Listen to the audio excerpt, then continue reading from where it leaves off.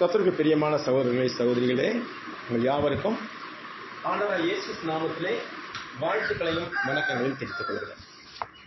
இன்றைய நாளில் நாம் ஒரு முக்கியமான தீர்க்க தரிசனத்தை ஆராய்ந்து பார்க்கவிருக்கின்றோம். ஏனென்றால் இது இரட்டை தீர்க்க தரிசனம் என்று சொல்லப்படுகிறது.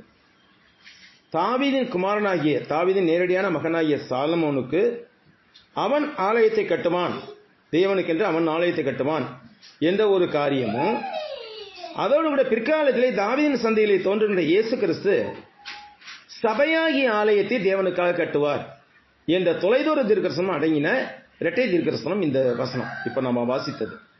இது எப்படி என்பதை நாம் ஆராய்ந்து பார்ப்போம். ஏனென்றால் ஏறக்குறைய கிறிஸ்து பிறப்பதற்கு 930 வருடங்களுக்கு முன்னால் கூறப்பட்ட ஒரு காரியம் இது. கிறிஸ்து பிறப்பதற்கு ஏறக்குறைய 1000 வருடங்களுக்கு முன்னால் கூறப்பட்ட ஒரு காரியம். 1000 வருடங்களுக்கு முன்னால். ஏன்னா தாவீது 1000வது வருடத்துல பட்டத்துக்கு வந்தார், கிமு 1000 வருடத்துல. அப்ப கிறிஸ்து பிறப்பதற்கு 1000 வருடங்களுக்கு முன்னதாகவே இது கூறப்பட்டது. இது எப்படி என்பதை பார்ப்போம். 7ஆம் அதிகாரத்தை முதல் வசனத்தை பார்க்கின்றோம்.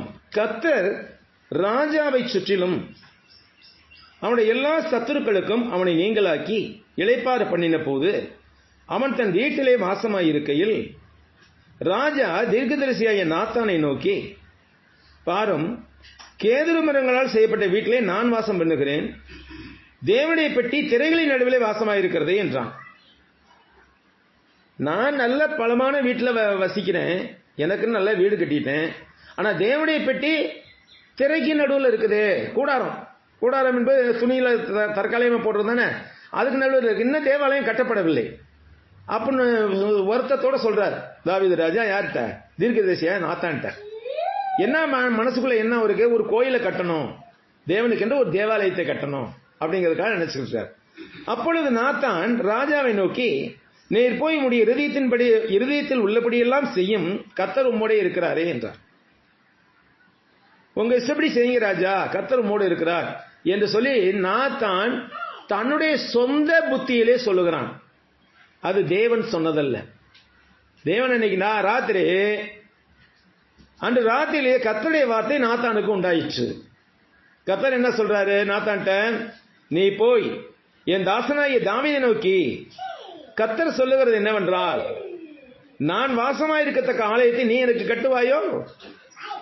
நீ கட்ட மாட்டா அப்படிங்கிற அர்த்தத்துல நீ எனக்கு கட்டுவாயோ? நான் இஸ்ரவேல் புத்திரரை எகிப்திலிருந்து புறப்படப்படின நாள் முதற்கொண்டு இந்நாள் வரைக்கும் நான் ஒரு ஆலயத்திலே வாசம் பண்ணாமல் கூடாரத்திலும் வாசஸ்தலத்திலும் உலாவினேன். எகிப்திலிருந்து ஜனங்கள் புறப்பட்ட நாள் தொடங்கி சீனாய் மலை அடிவாரத்தில் வந்ததான் அந்த கட்டளைகளை பெற்றுக்கொண்ட பிற்பாடுதான் உடன்படிக்கை கூடாரம் எழுப்பப்பட்டது. அது வரைக்கும் அவர்களோடு கூட உலாவி கொண்டிருந்தேன். அக்னி ஸ்தம்பத்திலே மேக ஸ்தம்பத்திலே இருந்து கொண்டிருந்தேன். அதோடு கூட உடன்படிக்கை பேழையை கட்டின பிற்பாடு, உடன்படிக்கை கூடாரம் கட்டின பிற்பாடு அந்த உடன்படிக்கை பெட்டி நடுவிலே இருந்து நான் பேசிக் கொண்டிருந்தேன். அந்த உடன்படிக்கை பெட்டி எப்படி இருந்தது? சுற்றி துணிகளால் ஆன ஒரு கூடாரத்தை தான் வைத்திருப்பார்கள் அந்த உடன்படிக்கை பெட்டியை வைப்பதற்கு. அப்ப அது தற்காலிக கூடாரம். 40 ஆண்டுகள் அவர்கள் வனாந்திரத்தில் சுற்றி திரிந்த காலங்களில் எல்லாம் அந்த கூடாரம் எங்கே அவர்கள் பாளையம் இறங்குகிறார்களோ அங்கே நடப்பட்டது. பிறகு அவர்கள் கிளம்பும் போது அங்கிருந்து பேர்த்து எடுத்துக்கொண்டு போகப்பட்டது. அப்ப நான் எங்கேயுமே நான் தேவாலயத்தில் வாசம் இல்லையே, கூடாரத்துல நான் வாசம் பண்ணேன். நான் இஸ்ரவேலின் ஜனத்தை மேய்க்கும்படி கட்டளையிட்ட இஸ்ரவேல் கோத்திரங்களில் ஒரு கோத்திரத்தையாவது நோக்கி, நீங்கள் எனக்கு கேதுருமங்களால் செய்யப்பட்ட ஆலயத்தை கட்டாதிருக்கிறது என்ன என்று நான் இஸ்ரவேல் புத்திரருக்குள்ள உலாவி வந்த விடத்திலாவது யாதொரு வார்த்தையாவது சொன்னது உண்டோ? 12 கோத்திரங்கள் இருக்கிறீங்க நீங்க, இஸ்ரவேல் கோத்திரங்கள். இந்த கோத்திரங்களை யார்கிட்டையாவது நான் கூப்பிட்டு, எனக்கு ஒரு ஆலயத்தை கட்டு கேதுரு மரங்களால, நான் கூடாரத்தில் இருக்க எனக்கு பிடிக்கல, நீயாவது சொல்லியிருக்கேன் நான் இல்லையே அப்படிங்கிறாரு ஆண்டவர். நான் கூடாரத்துல தான் வாசம் பண்ணிக்கிட்டு இருந்தேன் அப்படிங்கிறார். இப்போதும் நீ என் தாசனாகிய தாவீதை நோக்கி, சேனைகளின் கர்த்தர் சொல்லுகிறது என்னவென்றால், நீ இஸ்ரவேலின் ஜனங்களுக்கு அதிபதியாக இருக்கும்படி ஆடுகளின் பின்னே நடந்த உடனே ஆட்டு மந்தையை விட்டு எடுத்து நீ போன எவ்விடத்திலும் உன்னோட இருந்து உன் சத்துருக்களை எல்லாம் உனக்கு முன்பாக நிர்மூலமாக்கி பூமியில் இருக்கிற பெரியவர்களின் நாமத்திற்கு ஒத்த பெரிய நாமத்தை உனக்கு உண்டாக்கினேன். நீ என்னையா பண்ணிக்கிட்டு இருந்த கேட்கிறார் தேவன். நாத்தான் மூலமாக கேட்கிறார் தாவீது, நீ என்னையா பண்ணிக்கிட்டு இருந்த? ஆடு மேய்ச்சிக்கிட்டு இருந்தவன் தானே நீ ஆடு மேய்ச்சிக்கிட்டு இருந்த. உன்னை கூப்பிட்டு நான் என்ன செஞ்சேன்? ராஜாவாக்குனேன். இந்த உலகத்தில் பெரியவருடைய பெயர்களுக்கு ஒத்த பெரிய நாமத்தை உனக்கு கட்டளையிட்டேன். அப்ப நீ எனக்கு கட்டளைங்கிற, நான் என் ஜனமாகி இஸ்ரவேலுக்கு ஒரு இடத்தை ஏற்படுத்தி அவர்கள் தங்கள் ஸ்தானத்திலே குடியிருக்கவும் இனி அவர்கள் அலையாமலும் முன்போலும் நான் என் ஜனமாகி இஸ்ரவேலில் நியாயவிதியை கட்டளையிட்ட நாள் வரை நடந்தது போலும் நியாயக்கேட்டின் மக்களால் இனி சிறுமைப்படாமல் இருக்கும்படிக்கு அவர்களை நிலைநாட்டினேன்.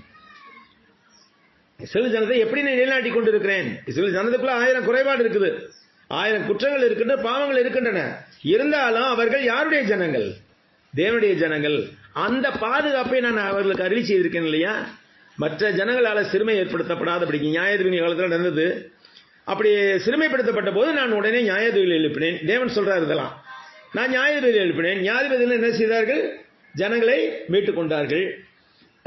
அதன் பிறகுதான் நீ சவுல் ராஜா வந்தான், அப்புறம் நீ வந்த ராஜாவா? இத்தனை நாள் வரைக்கும் நான் யார்ட்டையாவது கேட்டனா?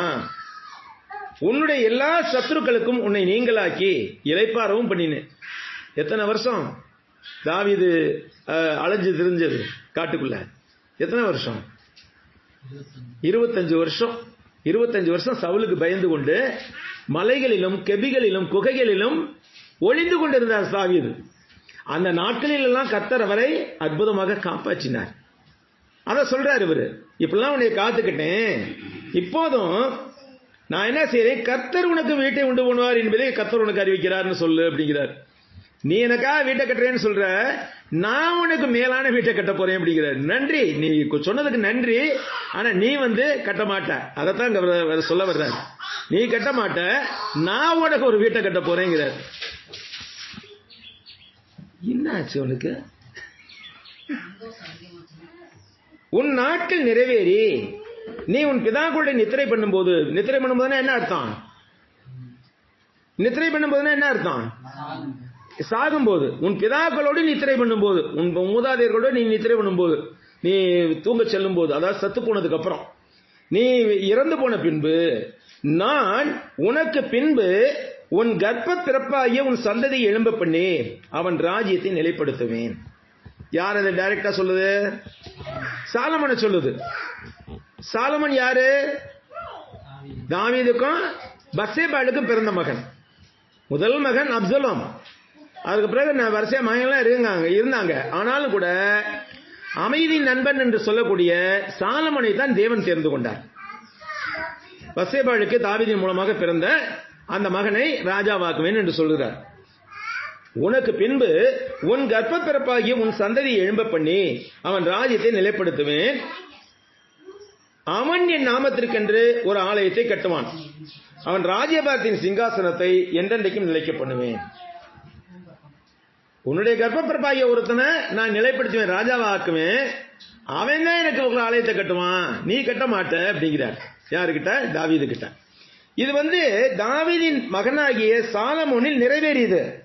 ஆனாலும் கூட உண்மையான நிறைவேற்ற எங்க வருகிறது? இயேசு கிறிஸ்துவிலே வருகிறது. அதை பார்க்க போறப்ப அவன் என் நாமத்திற்கென்று ஒரு ஆலயத்தை கட்டுவான். அவன் ராஜ்யபாரத்தின் சிங்காசனத்தை என்றென்றைக்கும் நிலைக்க பண்ணுவேன். நான் அவனுக்கு பிதாவாயிருப்பேன், அவன் எனக்கு குமாரனாயிருப்பான். அவன் அக்கிரமம் செய்தால் நான் அவனை மனுஷருடைய மிலாற்றினாலும் மனுபுத்திரருடைய அடிகளினாலும் தண்டிப்பேன். ஆனாலும் உனக்கு முன்பாக நான் தள்ளிவிட்ட சவுலிடத்திலிருந்து என் கிருபையை விலக்கினது போல அவனை விட்டு விலக்க மாட்டேன். இதான் வித்தியாசங்க. சவுலுக்கிட்ட கிருபையை காண்பித்தார்.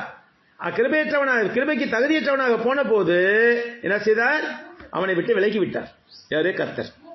ஆனால் தாவீது பாவம் செய்தார். தாவீது பெரிய உத்தமன் இல்ல, பாவம் செய்தார். இருந்தாலும் பாவம் சுட்டி காட்டப்பட்ட போது மனஸ்தாபப்பட்டு மன்னிப்பு கேட்டார். அதனால கர்த்தர் என்ன சொல்றாரு? தாவீதை என் இருதயத்துக்கு ஏற்ற மனுஷன் அப்படிங்கிறார். அதனால உன்னுடைய மகனுடைய சிங்காசனை நிலைப்படுத்துவேன், நிலைவரப்படுத்துவேன் அப்படிங்கிறார். சவுலுகிட்ட இருந்து என்னுடைய கிருபையை எடுத்துக்கொண்டது போல உங்ககிட்ட இருந்து என் கிருபையை எடுத்துக்கொள்ள மாட்டேன். பிரியமானவர்களே, உன் வீடும் உன் ராஜ்யமும் என்றென்றைக்கும் உனக்கு முன்பாக சிறப்பட்டிருக்கும், உன் ராஜாசனம் என்றென்றைக்கும் நிலை பெற்றிருக்கும் என்று சொல்ல சொன்னான். இதுல என்னென்ன காரியங்கள் சொல்றாருனாக்கு, முதல்ல 12ஆம் வசனத்துல உன் சந்ததியை எழும்ப பண்ணி அவன் ராஜ்யத்தை நிலைப்படுத்துவேன்கிறார். யாருடைய ராஜ்யத்தை? சாலமுடைய ராஜ்யத்தை நிலைப்படுத்துவேன் என்று சொல்லுகிறார். அதே இது தொலைதூர தரிசனம் வரும்போது தானியேல் 2:44 வாசிக்கிறோம் இல்லையா, அந்த ராஜாக்களின் நாட்களிலே தேவன் என்றென்றைக்கும் அழியாத ஒரு ராஜ்யத்தை எழும்ப பண்ணுவார். அந்த ராஜ்யம் வேற ஜனத்துக்கு விடப்படாது. அது எது? நாம் ஆராதிக்கின்ற இந்த சபையாகிய ராஜ்யம். இது கிறிஸ்துவின் ராஜ்யம். இந்த ராஜ்யம் யாருக்குமே விடப்படாது. இவ்வுலகத்தில் எத்தனையோ பவர்ஃபுல் கிங்டம்ஸ் எல்லாம் தோன்றலாம், வல்லமையுள்ளவர்கள் தோன்றலாம், இந்த கிறிஸ்தவத்தை மாற்றி போதிக்கின்ற மற்ற மனுஷர்கள் எல்லாம் தோன்றலாம். ஆனால் இந்த ராஜ்யம், நாம் இருக்கிற ராஜ்யம் இருக்குல்ல, கிறிஸ்துவின் ராஜ்யம் இருக்குல்லையா, இந்த ராஜ்யம் வேற ஜனத்துக்கு விடப்படாது. இந்த ராஜ்யத்தை என்றென்றைக்கு நிலைவரப்படுத்துகிறார் கர்த்தர். அன்றிலிருந்து இன்று வரை கிறிஸ்தவ சபை ஆரம்பிக்கப்பட்ட நாளில் இருந்து இன்றைக்கு வரை கிறிஸ்தவர்கள் படுகின்ற வேதனைகள், உபத்திரவங்கள், சோதனைகள் எத்தனையோ இருக்கின்றன. ஆனாலும் கூட கர்த்தர் உண்டாக்கின அந்த ராஜ்யத்தை யாராலும் அழிக்க முடியாது. மக்களை வேண்டுமானால் அழிச்சுப்படலாம். இன்றைக்கு இருக்கிறோம், நம்ம ஆராதிக்கிறோம், ஒருவேளை மோடி அல்லது யாராவது எழுப்புகிறார்கள், எளிமை இங்க கிறிஸ்தவெல்லாம் இருக்கக்கூடாது, எல்லாத்தையும் கொல்ல போறேன்னு. நம்மளை வேணா கொள்ளலாம், ஆனா ராஜ்யம் ஆகாது, சாகாது. ராஜ்யம் என்றைக்குமே அழியாது. இது ஒண்ணு. அடுத்து அவன் என் நாமத்திற்கென்று ஒரு ஆலயத்தை கட்டுவான். யார? சாலமோன் கட்ட போற தேவாலயத்தை குறித்து சொன்னது அண்மை தீர்க்க தரிசனம். இதே தொலைதூர தீர்க்க தரிசனம் என்னது? கிறிஸ்து வரும்போது கிறிஸ்து என்ன செய்வார்? தம்முடைய சபையாகிய ஆலயத்தை கட்டி எழுப்புவார். அவர் என்ன செய்தார்? தன்னுடைய சபைக்காக தன்னுடைய ஜீவனையே கையளித்தார் இல்லையா?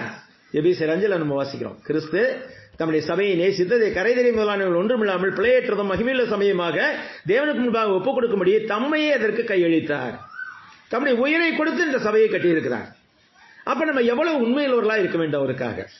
அடுத்தது 3வது நான் அவனுக்கு பிதாவாயிருப்பேன், அவன் எனக்கு குமாரனாயிருப்பான். யார? சாலமோன் சொல்றாரு.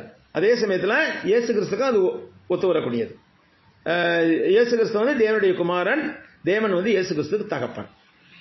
அடுத்து என்ன செய்யறாரு? அவன் அக்கிரமம் செய்தால் அவனை மனுஷருடைய மிளாட்சியினாலும் மனுஷருடைய அடியினாலும் தண்டிப்பேன். இது சாலமோனுக்கு ஒத்து வரக்கூடியது. இயேசு கிறிஸ்து அக்கிரமம் ஒன்றும் செய்யல, ஆனா பாவம் அறியாத அவரை நமக்காக பாவம் ஆக்கினார் இல்லையா? இயேசு கிறிஸ்து பாவமே அறியாதவர், ஆனா நமக்காக நாம, அதாவது உலகத்தின் ஆதி முதற்கொண்டு, ஆதாம் முதற்கொண்டு கடைசி மனிதன் வரை, இன்னும் வளப்போற மனிதர்கள் எல்லாரும் வரையும் செய்கின்ற செய்ய போகின்ற எல்லா பாவங்களும் அவர் தலைமையில் சுமத்தப்பட்டது. அப்ப பாவம் அறியாத அவரை நமக்காக பாவமாக்கினார்.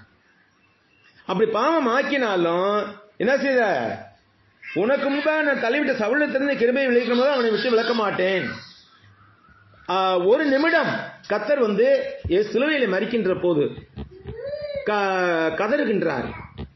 என்ன சொல்றார்? என் பிதாவே, என் பிதாவே, ஏன் என்னை கைவிட்டு, ஏலே ஏலே லாமா சபக்தானின்னு சொல்றார்.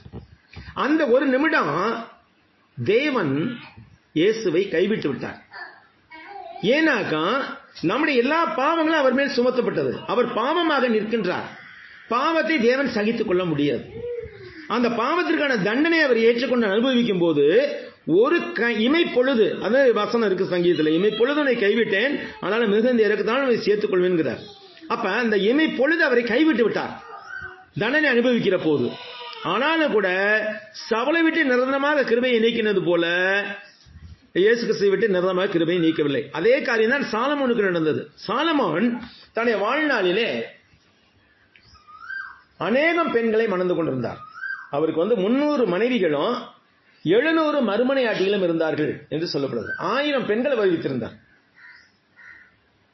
அப்படிங்கிற போது அந்த 1000 பெண்கள்ல பல பேர் புறையினத்து பெண்கள். அவங்க தேவனை அறியாதவர்கள், வேதாகமத்தை தெரியாதவர்கள். அவங்க என்ன செஞ்சாங்க? தங்களுடைய தேவதைக்கு, தங்களுடைய தேவனுக்கு தொழுகை நடத்துறதுக்காக கட்டடம் கட்டணும்னு சொல்லி சாலமோன்ட பிடிவாதமா கேட்டு அங்கங்க கட்டடம் கட்டி அதுல வழிபட்டார்கள். அந்த வழிபடும் போது சாலமோனையும் கூட்டு போவாங்க. இப்படிலாம் பாவம்லாம் செஞ்சார் சாலமோன் தன்னுடைய இளம் வயதுல. ஆனாலும் கூட கடைசி காலத்திலே அவர் மனம் திரும்பினார். அவ்வளவு பாவங்கள் செய்த போதிலும் சாலமோனை தேவன் கைவிடவில்லை. யாரை கைவிட்டது போல? சவுலை கைவிட்டது போல சாலமோனை கைவிடவில்லை. மாறாக தேவன் அவரை திரும்பவும் இணைத்துக் கொண்டார். தன்னுடைய இள வயதில் அவர் பாடின பாடல் தான் உன்னத பாட்டு. அந்த உன்னத பாட்டை பற்றி அதிகமாக பிரசங்கியார்கள் கவனம் செலுத்துறதே இல்லை. நம்ம அதை படிக்கிறதும் இல்லை. உன்னத பாட்டுன்னு புஸ்தகம் இருக்குன்னு தெரியுமா? பைபிள்ல சங்கீதம், நீதிமொழிகள், பிரசங்கி, உன்னத பாட்டு. அந்த உன்னத பாட்டு தான் அடுத்து நான் விளக்க உரை எழுதுறதுக்கு தேர்ந்து கொண்டேன். அடுத்த வாரத்தில் உன்னத பாட்டு விளக்க உரை தான் வரப்போகுது. அது உன்னத பாட்டுனா உண்மையிலே உன்னதமான பாட்டு தான். பார்க்கறதுக்கு அதை மேலால படிக்கிறதுக்கு அது காதல் பாடல் மாதிரி இருக்கும். ஆனா அதுக்குள்ள நிறைய அர்த்தங்கள் இருக்குது. அதை நம்ம புரிஞ்சுக்கணும். ஏன்னா அதுவும் பைபிள்ல தானே இருக்குது. எதுக்கு வீணாவில பைபிள்ல வச்சிருக்காங்க? வேத வாக்கியங்கள் எல்லாம் தேவாவியால எழுதப்பட்டிருக்கிறது. அப்ப அதுவும் பைபிள்ல தான் இருக்குது. அதுவும் தேவனுடைய வாக்கியம் தான். அப்ப அதையும் நம்ம ஆராய்ச்சி பண்ணி பார்க்கணும். அப்ப அப்படி உன்னத பாட்டு இளைஞராக இருந்த போது இருந்தது. அப்புறம் அவர் தன்னுடைய பாவங்கள் எல்லாவற்றிலும் மனம் திரும்பி வயதான காலத்தில் என்ன செய்கிறார்? பிரசங்கி புத்தகத்தை எழுதுகிறார். யாரு? சாலமோன். சில பேர் சொல்றது உண்டு, நானும் அதே மாதிரி இருந்துக்கிறேன், வயசு காலத்தில் எல்லாத்தையும் அனுபவிக்கிறேன், அப்புறம் வயசானதுக்கு அப்புறம் உட்காந்து நான் சாமி கிட்ட வந்துடுறேன் அப்படின்னு சொல்றது உண்டு. ஆனா ஏற்கனவே ஒரு மனுஷன் பட்டு அனுபவிச்சுட்டான், நம்மள படணும்னு தேவையில்லை. அப்ப இந்த சாலமோனை விட்டு தேவன் தன்னுடைய கிருபையை நீக்கி விட மாட்டார். அதே போன்று கிறிஸ்துவை விட்டு தன்னுடைய கிருபையை அவர் நீக்கிவிடவில்லை. அடுத்ததாக ஒரு காரியம் என்ன இருக்கிறது என்றால், உன் வீடும் உன் ராஜ்யமும் 16ஆம் வசனம் என்றென்றைக்கும் உனக்கு முன்பாக சிறப்பட்டிருக்கும். உன் ராஜ்ய பாரம் என்றென்றைக்கும் நிலை பெற்றிருக்கும். எசாயா 11ஆம் அதிகாரம் 1-2 வசனங்கள் பாருங்க. எடுத்தவங்க வாசிங்க. ஏசாயா 11:1-2.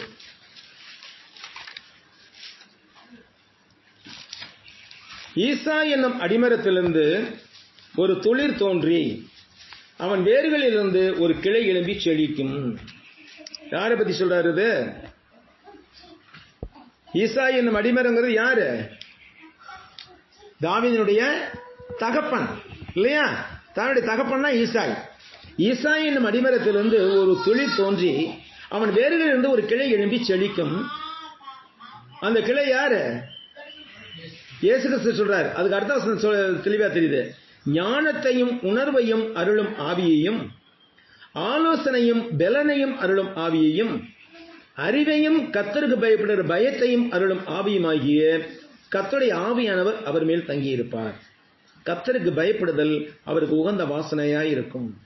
அவர் தமது கண் கண்டபடி நியாய தீர்ப்பு செய்யாமலும் தன் காது கேட்டபடி நியாய தீர்ப்பு செய்யாமலும் நீதியின்படி ஏழைகளை நியாயம் விசாரித்து யதார்த்தத்தின்படி பூமியில சிறுமையானவர்களுக்கு தீர்ப்பு செய்து பூமியை தனது வாக்கின் கோலால் அடித்து தனது வாயின் சுவாசத்தால் துன்மார்க்கரை சங்கரிப்பார்.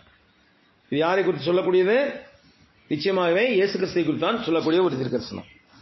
அடுத்து நாம் பார்க்கும்போது எரேமியா 23:5-6.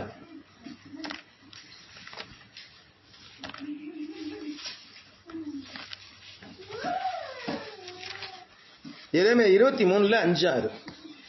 இதோ நாட்கள் வரும் என்று கர்த்தர் சொல்லுகிறார். அப்பொழுது தாவீதுக்கு ஒரு நீதியுள்ள கிளையை எழும்ப பண்ணுவேன்.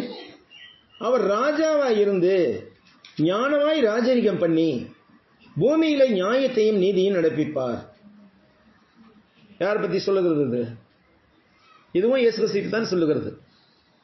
தாவீதுக்கு நான் நேசிவேன், ஒரு கிளையை எழும்ப பண்ணுவேன், அது நீதியுள்ள கிளையாக இருக்கும். யார் இது? கர்த்தராகிய இயேசு கிறிஸ்து தான். பிரியமானவர்களே, இப்படிப்பட்ட காரியங்கள் கிறிஸ்துவை பற்றி அந்த நாட்களே சொல்லப்பட்டிருக்கிறது. 1000வது ஆண்டிலே கிறிஸ்து பிறப்பதற்கு 1000 ஆண்டுக்கு முன்னதாகவே சொல்லப்பட்டிருக்கிறது. உன் வீடும் உன் ராஜ்யமும் என்றென்றைக்கும் உனக்கு முன்பாக சிறப்பட்டிருக்கும், உன் ராஜாசனம் என்றைக்கும் நிலை பெற்றிருக்கும் என்கிறார் என்று சொல்ல சொன்னார். நாத்தான் இந்த எல்லா வார்த்தைகளின்படியும் இந்த எல்லா தரிசனத்தின்படியும் தாவீதுக்கு சொன்னான். அப்பொழுது தாவீது ராஜா உட்பிரவேசித்து கர்த்தருடைய சமூகத்தில் இருந்து, கர்த்தராகிய ஆண்டவரே, தேவரீர் என்னை இதுவரைக்கும் கொண்டு வந்ததற்கு நான் எம்மாத்திரம், என் வீடும் எம்மாத்திரம், இதுவரைக்கும் என்னை காப்பாத்திருக்கிறீங்க, நான் அவ்வளவு தகுதியானவனா அப்படின்னு கேட்கிறார். என்னை இதுவரைக்கும் காப்பாத்திருக்கிறீங்க கர்த்தராகிய ஆண்டவரே, இது இன்னும் உன்னுடைய பார்வைக்கு கொஞ்ச காரியமா இருக்கிறது என்று கர்த்தராகிய ஆண்டவராகிற தேவரீர் உம்முடைய அடியானுக்கு வீட்டை குறித்து வெகு தூரமாக இருக்கும் காலத்து செய்தி மனுஷர் முறைமையாக சொன்னீரே. வெகு தூரமாக இருக்கக்கூடிய ரொம்ப நாளைக்கு அப்புறம் நிறைவேற போற ஒரு செய்தியை எனக்கு இப்பவே சொன்னீரே நீரு. அப்ப இந்த இருதயத்துக்கு எவ்வளவு ஆறுதல் ஏற்படுது. அப்ப இன்னும் 1000 வருடங்கள் கழித்தும் என்னுடைய பிள்ளைகள் நன்றாக இருக்க போறார்கள், என்னுடைய பிள்ளைகள் பிள்ளைகளின் பிள்ளைகள் அவர்கள் நன்றாக இருக்க போறார்கள் என்று தெரிந்தால் எனக்கு எப்படி இருக்கும்? சாதாரண சொல்லுங்க, 1000 வருடங்களுக்கு அப்புறம் நம்முடைய தலைமுறைகள் இருக்கிறாங்க இல்லையா, 1000 வருடத்துக்கு நம்ம எல்லாம் இருக்க மாட்டோம் இல்லையா, ஆனா நம்முடைய பிள்ளைகள் பிள்ளையுடைய பிள்ளைகள் பிள்ளையுடைய பிள்ளைகள் அவருடைய பிள்ளைகள் எல்லாம் நல்லா இருப்பாங்க அப்படின்னு நம்ம ஒரு செய்தியை கேள்விப்பட்டால் நமக்கு எப்படி இருக்கு? இருதயத்துக்கு எப்படி இருக்கும்? சந்தோஷமா இருக்கும் இல்லையா?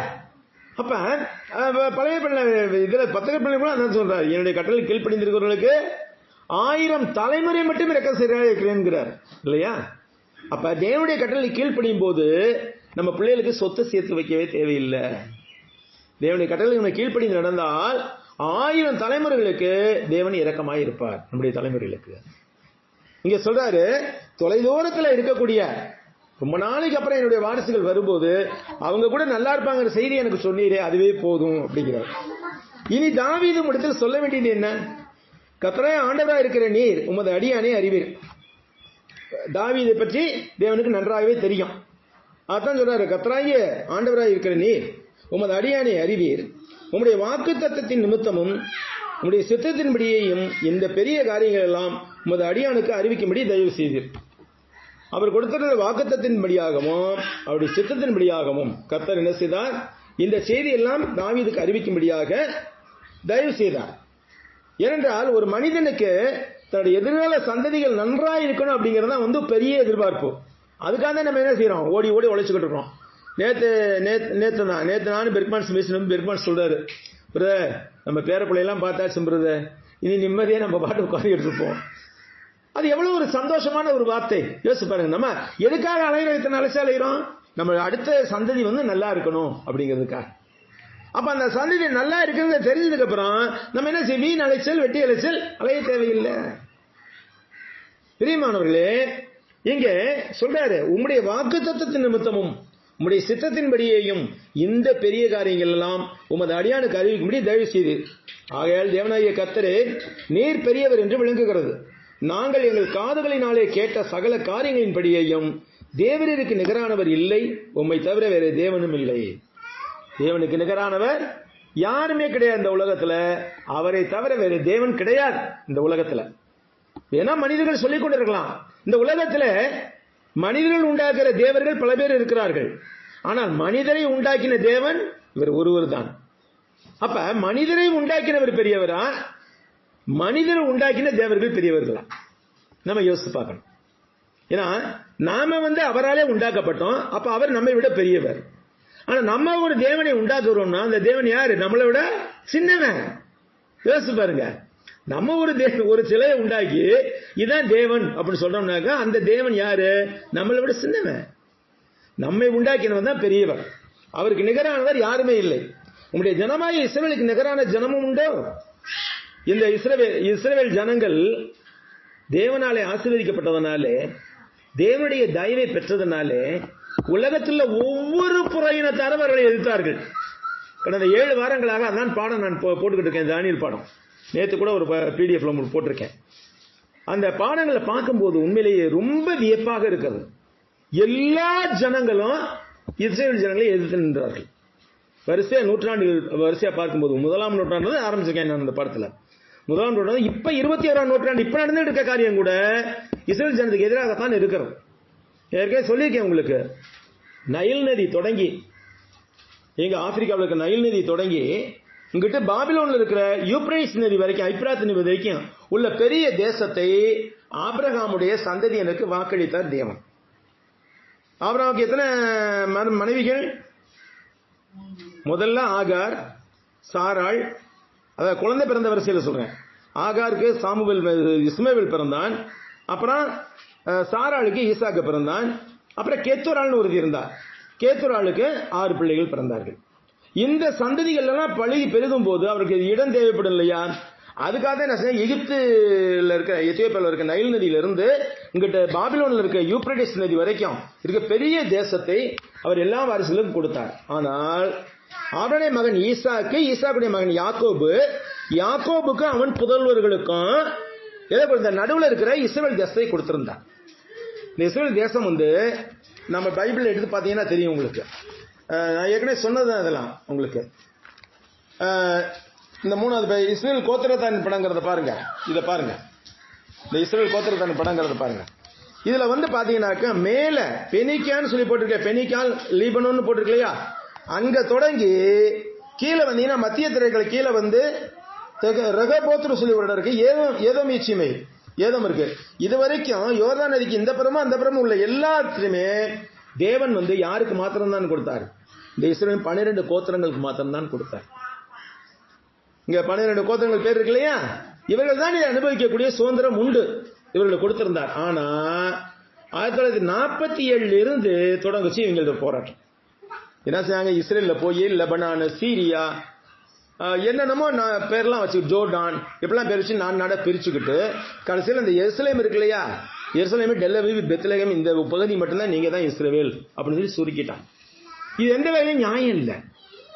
ஏன்னா மேல இருந்து லீபனோன்ல இருந்து கீழே இதுமே வரைக்கும் தேவன் யாருக்கு தான் கொடுத்திருக்கிறார்?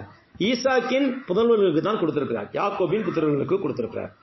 இதுல யாரும் போய் கை வைக்க முடியாது. இல்ல காசா ஸ்ட்ரிப் இந்த பக்கம் பெலிசியர் இருக்கிறது.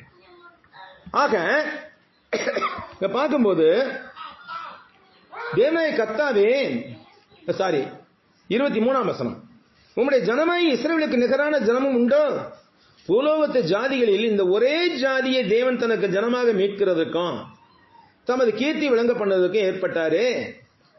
பூலோகத்து ஜாதிகள்னா மக்கள் இனங்களில், பூலோகத்து மக்கள் இனங்களில் இந்த ஒரே மக்கள் இனத்தை தேவன் தனக்கு ஜனமாக மீட்கிறதுக்கு எடுத்துக்கொண்டார். பாருங்க, ஹிட்லர் யூதர்களை கொள்வதற்கு காரணம் என்ன? ஒரே கான்சன்ட்ரேஷன் கேம்ப்ல ஒரே டைம்ல ஒரு தடவை 60 லட்சம் பேரை கொண்டு இருக்கான் யூதர்களை. ஐரோப்பா நாடெங்கும் உள்ள யூதர்களே 60 லட்சம் பேரை கொண்டிருக்கிறான் ஹிட்லர். காரணம் என்னன்னாக்கா, யூத மக்கள் அழகிலும் அறிவிலும் வீரத்திலும் சிறந்தவர்கள், அவர்களை மிஞ்சினவர்கள் யாருமே கிடையாது உலகத்தில். அப்ப ஜெர்மானிய இனத்தை விட ஒரு இனம் பெரியதாக இருக்கணுமா? அப்படிப்பட்ட இனத்தை அழிக்கணும். அதான் அந்த வெறி, இன வெறி தான் அவனுக்குள்ளாக இருந்தது, ஹிட்லருக்குள்ளாக. அதனால யூதர்களை தேடி தேடி அழித்தான். சார்லி சாப்ளின் ஒரு நடிகர் இருக்கார் இல்லையா, ஆங்கில நடிகர், அவர் யூதர். சார்லி சாப்ளின் யூதர். இவன் கூப்பிட்டுருக்கான் சார்லி சாப்ளின், நீ ஜெர்மனுக்கு உங்க ஜெர்மன் குடியுரிமை கொடுத்துட்றேன். அவன் இங்கிலாந்து, யாரு? Charlie Chaplin England. நீ ஜெர்மனுக்கு நான் உனக்கு ஜெர்மன் குடியுரிமை கொடுத்துட்றேன், நீ இங்க இருந்து நீ ஃபில்ம்லாம் ஆக்ட் பண்ணலாம்னு. அவன் நான் வர முடியாது அப்படின்ட்டான். அவன் ஒரு படம் எடுத்தான், சார்லி சாப்ளின் டிக்டேட்டர்னு சொல்லி இருப்பான். அவன் காமெடி பிலிமா தானே எடுக்கிறவன் எல்லாமே. அப்ப வசனம் எல்லாம் இருக்காது, ஊமைப்படமா தான் இருக்கும். ஆனா ஃபர்ஸ்ட் கிளாஸ் இருக்கும் திரைப்படங்கள் பூரா. அதுல டிக்டேட்டர், இந்த கிரேட் டிக்டேட்டர்னு சொல்லி ஒரு படம் எடுத்தான். அந்த படத்துல அப்படியே அந்த ஹிட்லர் மாதிரியே வேஷம் போட்டுக்கிட்டு ஹிட்லரை எந்த அளவுக்கு கேள்விப்பட்டோம் அந்த அளவுக்கு கிண்டல் பண்ணிட்டான்.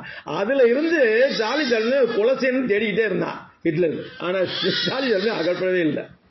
எல்லா தரப்புலையும் யூதர்கள் சிறந்து விளங்குகிறார்கள். நடிப்புத்துறை மாத்திரமல்ல, விஞ்ஞான கண்டுபிடிகள் பார்க்கும்போது 100க்கு 90% அவங்க தான் கண்டுபிடிச்சிருக்காங்க. ஐன்ஸ்டீன் ஒரு யூதர், பெர்னாட் ஷா ஒரு யூதர், எல்லாமே யூதர்கள் தான். பிரியமானவர்களே, அதுக்கு ஏன் அவ்வளவு பெரிய ஆசீர்வாதம் கிடைக்கிறது?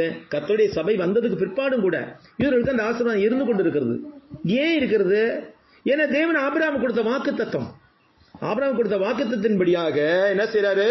பூலோகத்தில் ஜாதிகளில் இந்த ஒரே ஜாதியை தேவன் தமக்கு ஜனமாக மீட்கிறதுக்கும் தமது கீர்த்தி விளங்க பண்ணுவதற்கும் ஏற்பட்டாரு. தேவரீர் எகிப்திலிருந்து மீட்டுக் கொண்டு வந்த உம்முடைய ஜனத்துக்கு முன்பாக பயங்கரமான பெரிய காரியங்கள் நடத்தி உம்முடைய தேசத்திற்கும் அதிலிருந்த ஜாதிகளுக்கும் அவர்கள் தேவர்களுக்கும் மகிமை விளங்க செய்து உம்முடைய ஜனமாகி இஸ்ரவேலர் என்றென்றைக்கு உம்முடைய ஜனமாய் இருப்பதற்கு அவர்களை திடப்படுத்தி கர்த்தராகிய நீர் தாமே அவர்களுக்கு தேவனானீர். எவ்வளவு காரியங்கள் செஞ்சிருக்காரு பாருங்க. ஆபிரகாமை தேவன் அழைத்த போதே அவர் தீர்மானித்து விட்டார் இன்றைக்கு வரைக்கும் எப்படி இருக்கணும் அப்படிங்கிறது. இன்றைக்கு வரைக்கும் இந்த ஜனங்கள் பலவிதமான நெருக்கடிகளை சந்தித்த போதிலும், பலவிதமான உபத்திரங்கள் ஏற்பட்ட போதிலும், இந்த உலகமே அவர்களுக்கு எதிராக நின்ற போதிலும் அவர்கள் தனிச்சிறந்தால் தான் விளங்கிக் கொண்டிருக்கிறார்கள், விளங்கிக் கொண்டிருப்பார்கள். இதை யாருமே மாற்ற முடியாது. நம்ம ஏதோ இஸ்ரேலுக்கு ஆதரவாக பேசுற பேச்சு அல்லது பைபிள்ல உள்ள காரியம் இது. அதனால இஸ்ரேலை எதிர்க்க முடியாது. இதை உலக நாடுகள் புரிந்து கொண்டு வருகின்றன.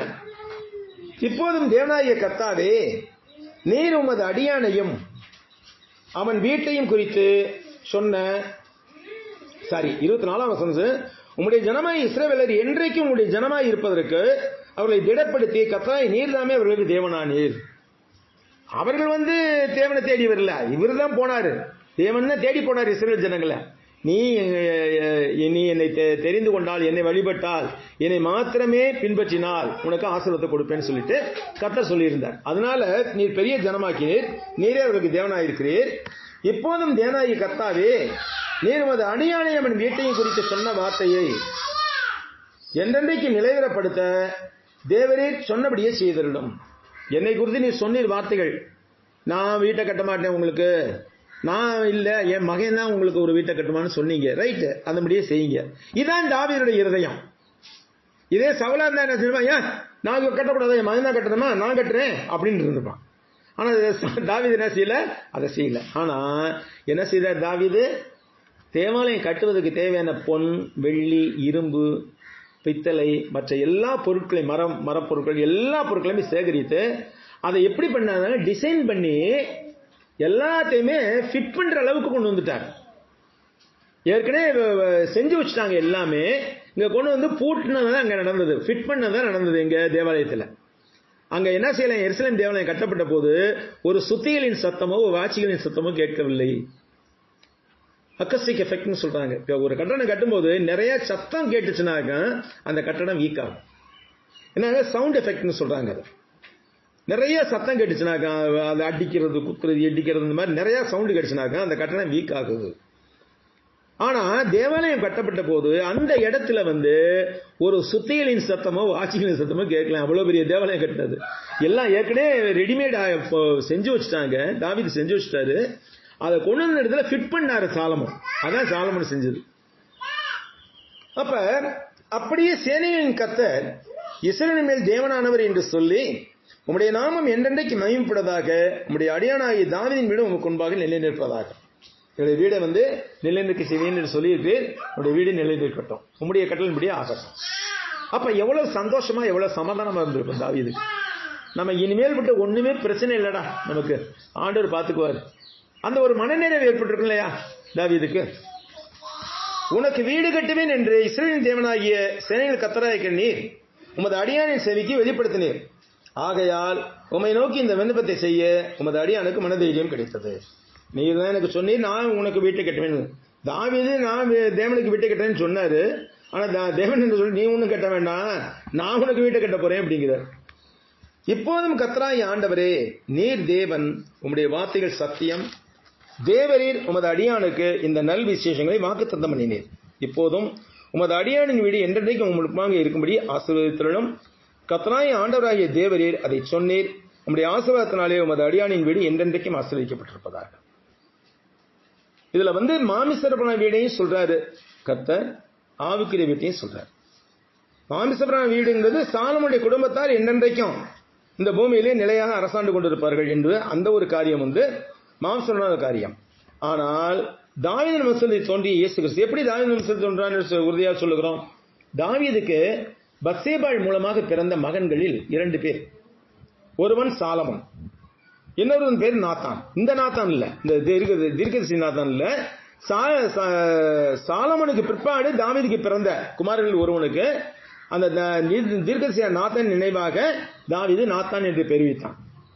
இந்த சாலமன் இருக்கார் இல்லையா, சாலமன் ராஜாவின் வழியிலே வந்தவர் தான் யோசேப்பு. யாரு? மரியாளின் கணவர். நாத்தான் இருக்கான் இல்லையா, அதாவது தாவீதுடைய மகன் நாத்தான். நாத்தானுடைய வம்சாவளியில் வந்தவள் தான் மரியாள். இந்த 2 பேரும் திருமணம் முடித்துக் கொண்டார்கள். உலக பிரகாரமாக இயேசு யோசேப்பின் குமாரன் எண்ணப்பட்டார். அப்படிங்கிறப்ப மாமிச பிரகாரம் அவர் என்ன தாவீதின் வழியில தான் தோன்றினவர். ஆவிக்கிறவைகளை அவர் தாவீதின் சிங்காசனத்துக்கு உரியவர். அப்ப இந்த கடைசி வசனம் 79வது வசனம், எப்போதும் உமது அடியானின் வீடு என்றென்றைக்கு உமக்கு முன்பதாக இருக்கும்படி அதை ஆசீர்வதித்திரளும்.